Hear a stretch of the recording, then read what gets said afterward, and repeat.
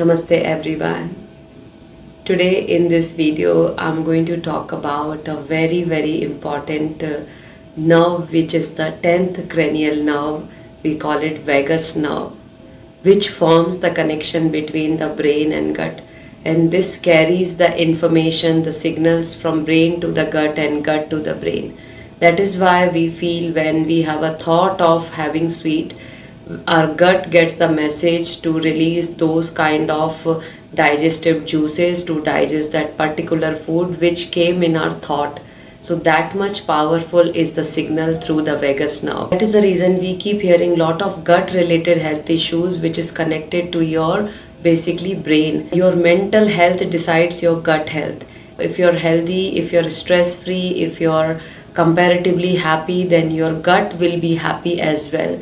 But if you have lot of stress, lot of thoughts in the mind, probably sometime anxiety in the mind, then your gut will be anxious as well, and in result you will have lot of gut related health issues like constipation, IBS, or gas, acidity, hyperacidity, or any kind of liver related health issue, pancreas related issue, which is diabetes.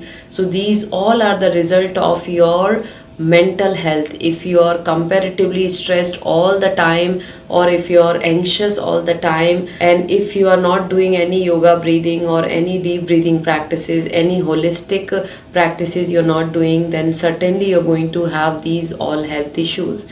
And these health issues don't come in one day. It probably from the 5 years, 6 years you're continuously in the stress, then you will feel you're constipated, or the IBS problem, or continuous gastric health issues, or hyperacidity, or these kind of health issues you will feel in your gut. So what is the solution? How you can rectify all these problems, and how you can control your gut and brain health by activating the vagus nerve. The vagus nerve, which is the highway of the information. Through this vagus nerve, we get the messages from brain to the gut and from gut to the brain. And also vagus nerve carries the information related to other health issues as well. So what is the solution? How we can have a control over these signals, and how we can form a connection again between the gut and the brain, which we have lost. So you need to add 3 pranayama in your practice.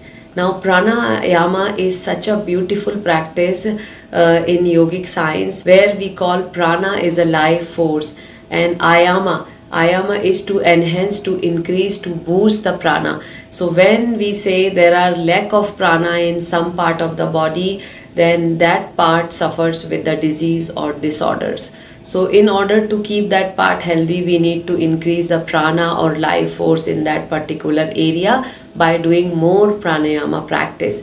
Now question comes, which pranayama you should do in this case, where you want to form a connection between your gut and brain. Also you want to activate your vagus nerve, then which pranayama is very good. So there are 3 pranayamas which I'm going to give you. So the first pranayama is Ujjayi pranayama, or we call it ocean breath. How to do this pranayama? In this pranayama, we try to contract the glottis part by making a little hiss sound through the throat. Same way like the ocean waves. That is the reason we call it ocean breath pranayama. So how to make this sound, I'm going to show you. So when you inhale, try to make a little hiss sound in your throat, and when you exhale, you try to make the sound through the throat. So try to hear this sound.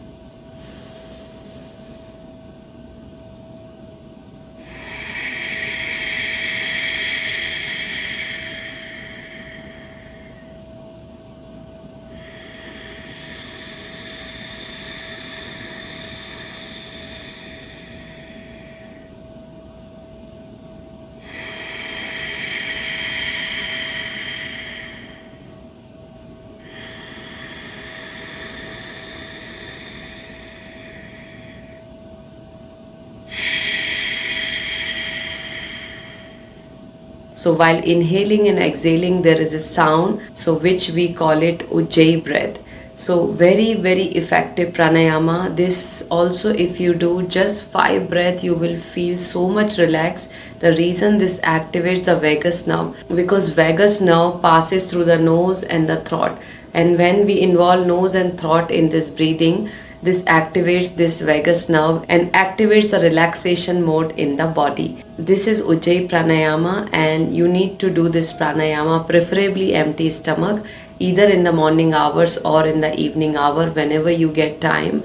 Or if you are driving or your little empty stomach, you're watching the TV while walking, also you can adopt this Ujjayi breath. This is a very beautiful pranayama which can be adopted anytime, anywhere if you're little empty stomach. So try to add this pranayama in your daily routine to activate your vagus nerve. And the next pranayama which I'm going to give you, we call it Bhramari pranayama or humming bee breath. So how to do this breathing, as this pranayama is very beneficial in activating the neurons in the brain and also activating the vagus nerve. So this relaxes your mind instantly. So how to do this pranayama? You need to take both the thumbs and close your ears by pressing this part of the ear and close your eyes. Then you inhale slowly, and after inhalation give a pause to 2 to 3 seconds and start exhaling with the B sound. But when you do the B sound, try to keep your tongue inside, do not touch it in the mouth anywhere. So breathe in.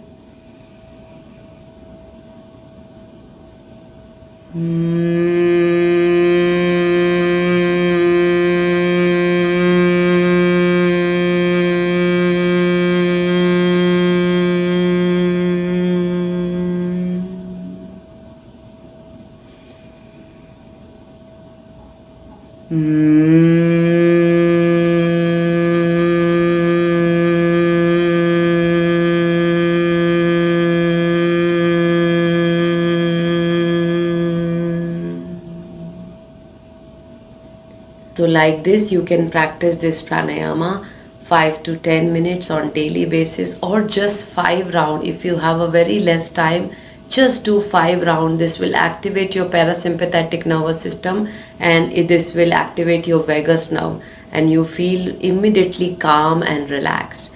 So this was our second pranayama.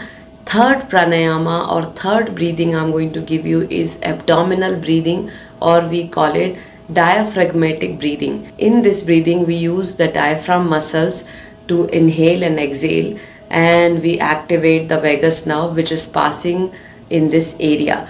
So how to do this? You can do this pranayama or breathing in lie down position or in sitting position, but better I suggest in lie down position because you feel very relaxed in lying down. So you lie down on your bed or on the floor, bend your knees, keep your palms placed on your tummy, or you can keep your leg straight as well, and inhale. Start inhaling in 4 count, 4 seconds, and hold the breath for 3 to 4 seconds and start exhaling for 8 to 10 seconds with B sound. And when you do the B sound, try to see your tongue should not touch inside anywhere in the mouth when your mouth is closed, because when the tongue touches to the mouth, it stops the vibration, which is very powerful vibration and which you need to feel in your head area. So try not to stop the vibration by touching your tongue to the mouth, and try to keep your tongue hanging in the mouth in the center, and then you continue with this pranayama. If you feel doing the humming bee is making you tired, you can exhale simply 8 to 10 seconds, but it is difficult to stretch up to 8 to 10 seconds for a normal person or for beginners. So that is the reason I am asking you to add humming bee or Bhramari pranayama in your diaphragmatic breathing. So you must have understood by now that you need to inhale 4 seconds or 4 count, then hold for 4 seconds and exhale for 8 to 10 seconds, and keep on doing this process for 5 to 10 minutes. I have already made a video on this deep breathing practice, so I'm going to give this video link in the description, so you can also practice with my video where I am giving the count: inhale 4 count, hold 4 count, and exhale 8 count. So these 3 pranayama can take care of your entire stress, anxiety, and activates your vagus nerve, and also form a very beautiful connection between the gut and the brain. So try to practice on daily basis, and let me know in the comment box if you're looking for any other video or any other topic. And if you're looking for any course in mudra therapy, yoga therapy, face yoga therapy, any kind of meditation course, then try to find the link in the description. And that's it for now. Thank you everyone.